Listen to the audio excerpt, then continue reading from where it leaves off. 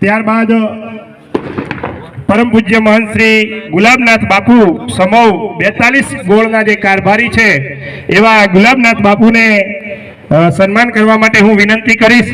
ગૌસ્વામી ભરતગીરી ભેમગીરી, ગૌસ્વામી દિનેશગીરી ભેમગીરી અને ગૌસ્વામી પ્રવીણગીરી સુરેશગીરી.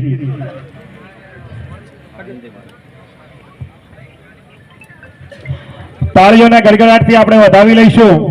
પૂજ્ય સંતો અને મહંતોનું અહીંયા સન્માન થઈ રહ્યું છે.